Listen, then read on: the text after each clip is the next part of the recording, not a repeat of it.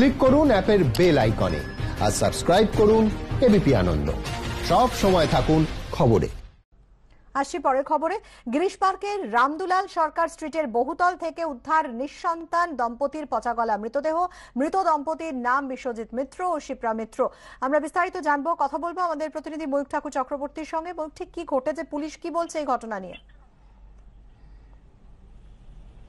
ময়ূক, শুনতে পাচ্ছ? হ্যাঁ, বল। বিশ্বজিৎ মিত্র ৭১ বছর বয়স এবং তার স্ত্রী শিপ্রা মিত্র ৬৮ বছর বয়স। গিরিশ পার্ক থানার ঠিক উল্টো দিকে রামদুলাল সরকার স্ট্রিটের ওপর বহুতলের ৩ তলায় এই প্রৌঢ় দম্পতি থাকেন। গত কয়েকদিন ধরে এদের কোনো রেসপন্স পাওয়া যাচ্ছে না দেখে প্রতিবেশী যারা ছিলেন তারা খোঁজ খবর নেওয়া শুরু করেন। এরই মাঝে পচা গন্ধ বেরোতে শুরু করে এবং তারপর গতকাল গিরিশ পার্ক থানাকে খবর দেওয়া হয়। গিরিশ পার্ক থানা দরজা ভেঙে ভেতরে ঢুকে দেখে যে খাটের ওপর বিশ্বজিৎ মিত্রর দেহ পড়ে রয়েছে এবং মাটির মধ্যে শিপ্রা মিত্র তার স্ত্রীর দেহ পড়ে রয়েছে এবং দেহ এতটাই ডিকম্পোজ হয়ে গেছে যে সেটা দেখে চেনার উপায়ও ছিল না।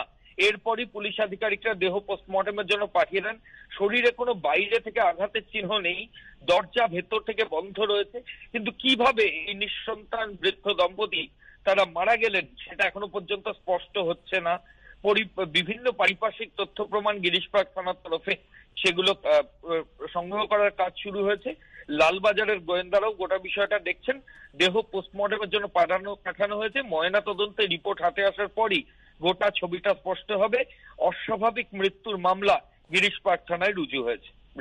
ধন্যবাদ ময়ূক।